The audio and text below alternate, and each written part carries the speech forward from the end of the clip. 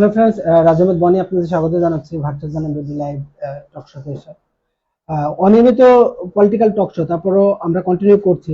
আজ যেমন বাংলাদেশে লিডিং বাম ধারার লেফটিস্ট পলিটিক্যাল পার্টি গণসংহতি আন্দোলনের আহ, অন্যতম সহযোগী সংগঠন বাংলাদেশ ছাত্র ফেডারেশনের আহ, ঢাকা মহানগর শাখার সভাপতি মোহাম্মদ আলামিন। আলামিন ভাই, আমাদের এই টক শোতে কোইন্সিডেন্টলি আপনাকে স্বাগত জানাচ্ছি। জি, ধন্যবাদ। এই আগামী 9-10 জুলাই সেন্ট্রাল ফেডারেশনের 14তম কাউন্সিল, এই কাউন্সিলের প্রস্তুতি দিয়ে শুরু করুন। কেমন চলছে overall প্রস্তুতি? আচ্ছা, ধন্যবাদ। আপনি সহ যারা শুনছেন তাদেরকে সালাম এবং শুভেচ্ছা। সম্মেলনের প্রস্তুতি আমরা যে ছাত্র সংগঠন সেই অনুযায়ী চলছে, ভালোই চলতেছে। সম্মেলনের প্রস্তুতি আমরা বলতে যেটা বুঝি, এবং আমরা সাধারণত হচ্ছে যে ক্রাউড ফান্ডিং করে থাকি, যেহেতু এখানে আমরা সমাজের প্রতিটা মানুষের প্রতিনিধিত্ব করতে চাই, ছাত্র থেকে শুরু করে শ্রমিক মেহনতি মানুষ। তো সেই হিসেবে আমরা সবার কাছেই যাই, সকলের কাছ থেকেই আমরা হইতেছে যে ফাইন্যান্সিয়াল কন্ট্রিবিউশনটা নেই, এটা হচ্ছে একটা দিক। তারপর আমরা শিক্ষা প্রতিষ্ঠানগুলোতে যাই, আমাদের যেই সম্মেলন কেন্দ্রিক যেই দাবি আমরা উত্থাপন করি সেগুলো নিয়ে আমরা শিক্ষার্থীদের সাথে কথা বলি, শিক্ষকদের কাছে যাই, আমরা ম্যাস লিফলেটিং করি, যেটা বিভিন্ন রাস্তার মোড়ে দাঁড়িয়ে। তো ওই তো অল ওভার হচ্ছে যে না, আমি কিছুদিন দেখছি যে আমাদের সভাপতি মশিউর রহমান রিসার্চ ছাত্র ফেডারেশনের এবং সাধারণ সম্পাদক সৈকত আরিফ বেশ সুন্দরভাবে ঢাকার ভিতরে আহ, এই পরিচালনাটা করছে দাওয়াত কার্ড দিয়ে। এটা হচ্ছে ঢাকা ইউনিভার্সিটি, ঢাকা মহানগর, জগন্নাথ জাহাঙ্গীরনগর এবং প্রাইভেট ইউনিভার্সিটি আপনারা কিভাবে কভার করছেন? আচ্ছা, আমাদের হচ্ছে যে এই মুহূর্তে কোনো রানিং প্রাইভেট ইউনিভার্সিটিতে হচ্ছে যে কোনো ইউনিট নাই, কমিটি নাই। বিশেষ করে কোভিড এর পর থেকে তো এরকম একটা দল সকল ছাত্র সংগঠনের মধ্যেই নেমে আসছে, সেটার প্রভাব আমাদের উপরও আসছে ধারাবাহিকভাবে। তো আমাদের নির্দিষ্ট কোনো কমিটি নাই প্রাইভেট শাখার, তো আমরা হচ্ছে যে এমনিতে যাচ্ছি, আমরা হচ্ছে যে লিফলেটিং করতে যাচ্ছি ইউনিভার্সিটিগুলোর সামনে, তাদের ওই প্রতিষ্ঠানের শিক্ষার্থীদের সাথে কথা বলছি। আমাদের যেই দাবি আছে সম্মেলন কেন্দ্রিক, যেরকম আমরা এখানে হচ্ছে যে জুলাই আগস্টের পরপরই আমরা এখানে হচ্ছে যে শিক্ষা সংস্কার কমিশন গঠনের জোরদার ছিল। একটা জোর দাবি আমাদের ছিল, সেটা নিয়ে আমরা তখনকার সিআর আবরার সাহেব শিক্ষা উপদেষ্টা, ওনার কাছে আমরা স্মারকলিপিও প্রদান করেছি, যে দাবিটা আমাদের এখনো আছে। আমরা দেখছি যে এখানে মোটামুটি শ্রম সংস্কার কমিশন, সংবিধান সংস্কার কমিশন, নানান কমিশনই গঠন হয়েছে, কিন্তু কোনো শিক্ষা কমিশন এখানে গঠন হয় না। শিক্ষা নিয়ে রাষ্ট্রের যে উদাসীনতা, এটার আমরা ঘোর বিরোধিতা করি। আমরা সেই জায়গা থেকে শিক্ষা সংস্কার কমিশন গঠনের দাবি জানিয়েছিলাম। হ্যাঁ, যেরকম তিনটা দাবির ভিতরে এটা একটা আমাদের দাবি। এই তিনটা সম্মেলনের তিনটা দাবির মধ্যে এটা একটা অন্যতম একটা দাবি। তা আমি আরেকটু জানতে চাচ্ছি যে ঢাকার ভিতরেই কেন ছাত্র ফেডারেশন সীমাবদ্ধ থাকবে, ঢাকার বাইরে কেমন ভাবে আপনি আচ্ছা, ডেলিগেট এটা আশা এটা করছেন? এটা একটা আপনার, আমি জানি না, আমাদের হচ্ছে যে ঢাকার বাইরেও সম্মেলন কেন্দ্রিক কাজ চলছে, যেরকম আমাদের রাজশাহী ইউনিভার্সিটিতে হচ্ছে যে সম্মেলন নিয়ে ওইখানে নেতৃবৃন্দ যারা আছে তারা হচ্ছে যে লিফলেটিং করতেছে, দাওয়াত কার্ড শুভানুধ্যায়ী শুভাকাঙ্ক্ষীদের কাছে পৌঁছে দিচ্ছে। তারপরে রাজশাহী মহানগর একইভাবে কাজ করছে, চট্টগ্রাম ইউনিভার্সিটি এখানে সম্মেলন কেন্দ্রিক কাজ করতেছে, চট্টগ্রাম মহানগর শাখা কাজ করতেছে, বরিশাল হচ্ছে যে কাজ করতেছে, মানে আমাদের নারায়ণগঞ্জ কাজ করতেছে। আমাদের যে যে জায়গাগুলোতে আমাদের কাজ আছে ছাত্র ফেডারেশনের, সব জায়গাগুলোতে আমাদের তো সম্মেলনকে 2 দিন ব্যাপী এই সামনে রেখে সম্মেলনে আশা করা যাচ্ছে একটা গ্যাদার্ড হবে এবং সাকসেসফুলি একটা সম্মেলন আশা করছি। আমি একটু পিছনে চলে যেতে চাই। 47-এর দেশভাগ, 52, তারপর 69, 62 শিক্ষা আন্দোলন, 71 মুক্তিযুদ্ধ হয়ে 80 দশকের স্বৈরাচার বিরোধী আন্দোলন শেষে 90-এর গণঅভ্যুত্থান, তারপরে আমরা সর্বশেষ 24শে জুলাই আগস্ট কে সামনে পাইলাম। এই 2 বছরে আহ, যেভাবে শহীদ শাকিল আমাদের ছাত্র ফেডারেশনে রক্ত দিল, তার কত দাবিটা বা বৈষম্যটা দূর করে আমরা কত আগাইতে পারলাম, বা ছাত্র ফেডারেশন কত আগাইতে পারলো তাদের জায়গা থেকে, সংগঠনের জায়গা থেকে? আচ্ছা, এখানে তো শুধুমাত্র আগানোটা প্রশ্ন না। ধরেন আমরা যে আকাঙ্ক্ষার জায়গা থেকে জুলাই আগস্টটা এখানে তৈরি হয়েছে, বা ধারাবাহিকভাবে যে 24শে আইসা এই আন্দোলনটা এখানে দাঁড়াইছে, সেটা তো প্রতিটার একটা ধারাবাহিকতা আছে। কিন্তু তারপরে আমরা হইতেছে যে যতটা প্রত্যাশা আমাদের ছিল এই রাষ্ট্র নিয়ে, এখানে বিভিন্ন কাঠামোগত জায়গাগুলো নিয়ে, ওই জায়গাগুলোতে আমরা খুব বেশি পরিবর্তন দেখতে পাচ্ছি না। আবার পরিবর্তন যে একদম হয়ও নাই তাও না। এখানে কিছু বেশ কিছু হচ্ছে যে পরিবর্তন আসছে, কিন্তু একদম মেসিভ আকারে এখানে কোনো পরিবর্তন আসে না। যেরকম আমরা হইতেছি যে এখানে জুলাই আগস্টের পরপর দেখছি যে আইন শৃঙ্খলার হচ্ছে যে খুবই অবনতি হচ্ছে যে এখানে ঘটছে, যেটা এখনো হইতেছে যে পুরোপুরি ভাবে আমরা বলতে পারি না যে এটা একদম স্বাভাবিক পর্যায়ে চলে আসছে। মবের খুন গুম অন্যায় এগুলো রানিং হ্যাঁ, চলছে। এটা এক্স্যাক্টলি। আপনাদের দাবির ভিতরে একটা। আমি এটা দাবিটা পরে আসবো আর একটু আপনার কাছ থেকে শুনতে চাই, এবং লিফলেটে যেগুলো আছে উদ্বোধনী সমাবেশ, র্যালি এবং আলোচনা অনুষ্ঠান একটু। আলোচনা অনুষ্ঠান এখানে আমরা প্রধান অতিথি আমাদের জুনায়েদ সাকি এমপি, মাননীয় পরিকল্পনা মন্ত্রী সহ আরো বিশেষ কিছু পলিটিক্যাল পার্সন থাকবেন। তো এই উদ্বোধনী সমাবেশ এবং র্যালি মাধ্যমে এবং বক্তব্য দিয়ে প্রধান অতিথি বা বিশেষ অতিথিদের বক্তব্যের মাধ্যমে কি মেসেজটা আসতে পারে বলে মনে করছেন? আচ্ছা, প্রধান অতিথি এখানে হচ্ছে যে বিশেষ করে আপনার মাননীয় পরিকল্পনা মন্ত্রী থেকে আগে দিয়ে হচ্ছে যে তিনি ছাত্র ফেডারেশনের একসময়কার সাবেক সভাপতি সভাপতি ছিলেন ছিলেন। ঢাকা ইউনিভার্সিটির শাখা।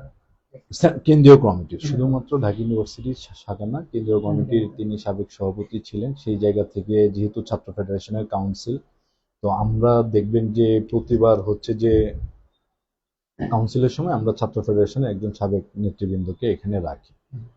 এখন যেহেতু তিনি এখন একটা রাষ্ট্রীয় দায়িত্বে আছেন, তাই তার ডেজিগনেশনটা এখানে চলে আসছে, কিন্তু ওই জায়গা থেকে তাকে রাখেন আমরা ছাত্র ফেডারেশনের সাবেক সভাপতি হিসেবেই ওনাকে এখানে মূলত রাখার পরিকল্পনা। আর উনি যেহেতু এখন রাষ্ট্রের দায়িত্বে আছেন, বিশেষ একটা হইতেছে যে মন্ত্রণালয়ের দায়িত্বে আছেন, সেই বিষয় নিয়ে কথা বলবেন। রাষ্ট্রের বিভিন্ন পরিকল্পনা তারা সামনে যেই পরিকল্পনাগুলো করতেছেন, আশা করি সেগুলা নিয়ে কথা বলবেন। আমি এর সাথে একটু তার বাইরে এখানে যদি আমরা শ্রমিক নেতা আছেন আমাদের, হুম, গণসংহতি আন্দোলনের রাজনৈতিক পরিষদের সদস্য তাসলিম আক্তার, হুম, তিনি শ্রমিকদের অধিকার নিয়ে কথা বলবেন। ওকে। উদ্বোধক হিসেবে জুলাই শহীদ পরিবারের সদস্য দেখতে পারেন, মানে শহীদ সার্কিলকে সামনে নিয়ে আমাদের মানে 14তম কেন্দ্রীয় সম্মেলনটা সাজানো হয়েছে। আমি এই লিফলেটটা যখন পড়ছিলাম দাবিটা দেখছিলাম, এর আগে একটু বললেন আপনি যে শিক্ষা সংস্কার কমিশন, এই তিনটা দাবি একটু আপনার কাছ থেকে ডিটেলস একটু জানতে চাচ্ছি। আচ্ছা, শিক্ষা সংস্কার কমিশনেরটা তো বললাম, তার বাইরে আমাদের আরেকটা দাবি হচ্ছে যে জুলাই গণহত্যা সহ এখানে যত হত্যাকাণ্ড, গুম খুন ঘটেছে সেগুলোর হচ্ছে যে সুষ্ঠু এবং ন্যায় বিচার প্রতিষ্ঠা করা। কারণ গণতন্ত্র এখানে প্রতিষ্ঠা করতে গেলে এখানে অন্যতম গণতন্ত্র কি হচ্ছে নাই যে বাংলাদেশে এই নির্বাচনের পর? তেরোতম নির্বাচন পুরোপুরি আপনি এখনো বলতে পারেন না, কারণ এখানে হইতেছে যে রুলস অফ ল যদি এখানে আপনি প্রতিষ্ঠা না করতে পারেন, তাহলে এখানে আপনি গণতন্ত্র হচ্ছে যে কায়েম করতে পারবেন না, আমি যতটুকুই বলছি। তো এখানে আইনের শাসন প্রতিষ্ঠা করতে গেলে যখন আপনি এটা কোনো বৈষম্য ছাড়া সকলের প্রতি হইতেছে যে সমান এটা আপনি যখন প্রয়োগ করতে পারবেন, তখন আপনি বলতে পারেন যে এটা একটা হইতেছে যে গণতান্ত্রিক রাষ্ট্রের দিকে অগ্রসর হচ্ছে। আমরা তো এখনো পুরোপুরি হইতেছে যে গণতান্ত্রিক এটা রাষ্ট্র আমার একটা হিসেবে প্রশ্ন ছিল, সর্বশেষ নিজেদের প্রশ্ন যে ইয়ে করতে বৈষম্যহীন পারি। গণতান্ত্রিক রাষ্ট্র গঠনে ঐক্যবদ্ধ হন, তাহলে কি এখনো আমরা বৈষম্যহীন রাষ্ট্র গঠন করতে পারি নাই? এইটাই আমার একটা না, আই লাস্ট থিঙ্ক সো প্রশ্ন। আমরা এখনো পুরোপুরি ভাবে পেরে উঠি নাই আর ওই কি। মানে এটা গ্যাপ কোন একটা জায়গায় মনে করছেন দ্বারা যে যেরকম আপনার যে একটা বললাম যে পলিটিশিয়ান? এখানে আমরা বিগত 17-18 বছর দেখে আসছি যে এখানে হইতেছে যে ফ্যাসিজম টাইপ হ্যাঁ, ফ্যাসিজম তো একটা আছেই, কিন্তু এখানে আইনের কোনো শাসন ছিল না, বিচার বিভাগ এখানে স্বাধীন ছিল না, যেখানে হইতেছে রাষ্ট্রের গুরুত্বপূর্ণ ব্যক্তিরা সেটা নিয়ন্ত্রণ করতো, তাদের ইচ্ছা মতো আমলাতান্ত্রিক তারা হচ্ছে যে জটিলতা সহ। ইয়ে করতো। হ্যাঁ, রাষ্ট্রের এই গুরুত্বপূর্ণ বিষয়গুলোতে যদি হইতেছে যে স্বচ্ছতা নিয়ে না আসা হয়, তাহলে তো আমরা এখানে বৈষম্য এবং গণতন্ত্রের রাষ্ট্র হিসেবে ফাংশন করতে পারবো না। আরেকটা দাবি ছিল মার্কিন ভারত সাম্রাজ্যবাদী রাষ্ট্রের সাথে সম্পাদিত দেশবিরোধী সকল চুক্তি বাতিল করো। এই এ, আমেরিকা তো আমাদের হিউজ পরিমাণে একটা ডোনার কান্ট্রি বলা যায়। এখানে দেশবিরোধী কোন চুক্তিটা বাতিল করার জন্য আহ, আপনি মনে করছেন? সর্বশেষ নির্বাচনের 2 দিন আগে ইন্টারিয়ামের আমলে একটা আমেরিকার সাথে চুক্তি হয়েছে, যেখানে বিশেষ ইন্টারিম করে গভর্নমেন্ট এটা করছে, হ্যাঁ। হ্যাঁ, এই চুক্তিটার কথা আমরা বলতেছি। শুধু এই চুক্তিটা না, দেশের স্বার্থ বিকিয়ে দিয়ে যে কোনো চুক্তি আমরা বাতিলের পক্ষে। দেখেন, এখন রাষ্ট্র হিসেবে আপনি তো একা ফাংশন করতে পারবেন না। আপনার পার্শ্ববর্তী দেশ থাকবে, তাদের সাথে আপনার একটা কোলাবোরেশন করে বিভিন্ন হইতেছে যে বিষয় থাকে আর কি। এখানে ধরেন যে আমদানি রপ্তানির বিভিন্ন ইয়ে থাকে, তো এই জায়গাগুলোতে হচ্ছে যে আমরা মনে করি সর্বপ্রথম বাংলাদেশের প্রায়োরিটিটা বিবেচনা করতে হবে।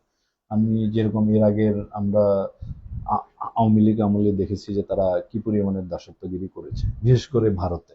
ভারতের তো বন্ধু রাষ্ট্র হিসেবে যে কোনো রাষ্ট্রের সাথেই আমাদের বেসিক একটা সম্পর্ক থাকবে, কিন্তু নিজেদের একদম বিকিয়ে দিয়ে সবকিছু দিয়ে আমরা তার বিনিময়ে কিছুই পাবো না, এরকম কোনো সম্পর্ক চুক্তি আমরা চাই না। হ্যাঁ, এখানে যেই চুক্তি হবে সেগুলো মানুষের সামনে বেসিক জিনিসগুলো উত্থাপন করতে হবে যে আমরা এই চুক্তিগুলো করতেছি, এখান থেকে আমাদের এই বেনিফিট আসবে, আমরা এই তাদের দিব। তো এই জায়গাগুলোতে বাংলাদেশের স্বার্থ রক্ষা করে আমেরিকার সাথে তো আমাদের চুক্তি করতেই হবে। তো তার সাথে সাথে অন্যান্য যে কোনো রাষ্ট্রের সাথেই চুক্তি হোক না কেন, বিজনেস পারপাস, চীন, ভারত, তারপর আমরা মালয়েশিয়া, মালদ্বীপ, যাই হোক না কেন, তো এখানে সর্বপ্রথম বাংলাদেশের প্রায়োরিটিটাই থাকা আলম ভাই, আমি শেষ করব। শহীদ শাকিল, জুলফিকার আহমেদ শাকিলের সাবেক সাংগঠনিক সম্পাদক ছিলেন। উনার স্মরণ করে এবং উনার শহীদের রক্তের কতটুকু মর্যাদা দিয়ে আপনি কি মেসেজটা সারা বাংলাদেশ ওয়ার্ল্ড ওয়াইড দিতে পারবেন, এটা দিয়ে শেষ করব। ধরেন আমরা শাকিল সহ এখানে যারা এই কালের ইয়েতে শহীদ হয়েছেন আমরা সকলের প্রতি সম্মান জানাই, এবং আমরা বলতে চাই যেরকম আমাদের এই লিফলেটেই বলা আছে যে বৈষম্যহীন গণতান্ত্রিক রাষ্ট্র বিনির্মাণে ঐক্যবদ্ধ হন, আমি সেটাই বলতে চাই যে জুলাই শহীদদের রক্ত তো এখনো শুকিয়ে যায়নি, এটা কখনোই যাবে না, শুকাবে না জিনিসটা। এটা প্রতিনিয়ত হইতেছে যে ক্ষতটা আরো তাজা হইতে থাকবে, সেটা আমরা স্মরণ করব তাদের জন্য, এবং যারা এখানে বেঁচে আছে জীবনযাপন করতেছে তাদের জন্য লড়াই করব যাতে একটা স্বাভাবিক জীবনযাপন তারা করতে পারে, নাগরিক মর্যাদা এখানে প্রতিষ্ঠা করার যে সংগ্রাম আমাদের আছে সেটা আমরা এখানে করে যাব। পাশাপাশি এটা বলতে চাই যে এখানে আমাদের সবার মানবিক মানুষ হিসেবে গড়ে উঠতে হবে। মানবিক মানুষ হিসেবে আমরা নিজেদেরকে তৈরি না করতে পারলে আমরা এখানে কোনো কিছুই করতে পারবো না, আমরা অন্যের উপর জুলুম, নিপীড়ন, নির্যাতন এগুলা ধারাবাহিকভাবে করতেই থাকবো। এইখানে আমার একটা প্রশ্ন ইন্টারাপ্ট করি। সেটা হচ্ছে গত কয়েকদিন আগে জগন্নাথ ইউনিভার্সিটি ছাত্র শিবিরের একটা কার্যক্রম দেখলাম, যে নবীন বরণ ওদেরকে ইসলামিক সব গিফট আইটেম, মানে জায়নামাজ, কোরআন শরীফ, তসবি এই সেই দিয়ে তাদেরকে মোটিভেটেড করে ফেললো যে হ্যাঁ এরা আমাদের কর্মী, ইসলামের সৈনিক।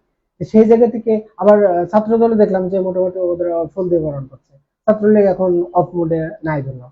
তো ছাত্র ফেডারেশনের ওই ধরনের কার্যক্রম বা প্রকাশনা কনভিন্স করার একটা পারপাস আছে কিনা না, ছাত্র এই সময়ে? ফেডারেশনের তো ধরেন যে প্রকাশনা আছে, যেরকম আমরা ছাত্র আন্দোলন বের করে থাকি, এখন এটা হচ্ছে যে রিসেন্ট ধারাবাহিকভাবে বের করা হচ্ছে না, 24-এর পরে হয়নি। 24-এর পরে হয়নি, তার আগে আসছে নিরাপদ সড়কের পরে যেরকম আমরা ছাত্র আন্দোলন বের করছি, এটা যেরকম আমাদের একটা কাজ। আমরা নবীন বরণ করি কিন্তু আমরা স্পেসিফিক কোন ধর্মকে লক্ষ্য করে এগুলা করি না, যেরকম এটা জায়নামাজ, অনেক কোরআন মার্ক শরীফ, হয়েছে কারণ যে আমরা মনে ছাত্র করি শিবির যে টার্গেট করে নামছে যে হ্যাঁ, ওই স্টুডেন্ট গুলো আমার লাগবে, যারা জিপিএ 5 পাইছে তাদেরকে গিফট দিয়ে টেস্ট দিয়ে তাদেরকে একদম সিল মেরে দিচ্ছে। না, আমরা আমরা হচ্ছে যে এরকম নির্দিষ্টভাবে কাউকেই ইয়ে করি না, আমরা যেহেতু হচ্ছে যে ছাত্র সংগঠন, আমরা মনে করি যে এখানে যারা হচ্ছে যে গণতান্ত্রিক চর্চা এবং আমাদের চিন্তা ভাবনার সাথে যায় এরকম সবাইকে আমরা হচ্ছে যে ওয়েলকাম জানাই। আমরা স্পেসিফিকলি কোনো ধর্মকে লক্ষ্য করে জায়নামাজ, কোরআন শরীফ এগুলো দিয়ে আমরা কোনো নবীন বরণ বা কোনো আয়োজন করে থাকি না। আমাদের নবীন বরণ গুলা হইলে হচ্ছে যে আমরা এই যে যেরকম কার কথা যেন বলতেছিলেন ফুল, আমরা সর্বোচ্চ এরকমই করি যে শুভেচ্ছা বার্তা হিসেবে একটা সুন্দর একটা ফুল দিয়ে তাকে বরণ করে নেয়া, আমরা সর্বোচ্চ এটাই করি। আমরা অনেক ধন্যবাদ আমাদেরকে ব্যস্ততার ভিতরে সময় দেওয়ার জন্য। দর্শক আমাদের সাথে থাকুন, virtual channel live. Thank you.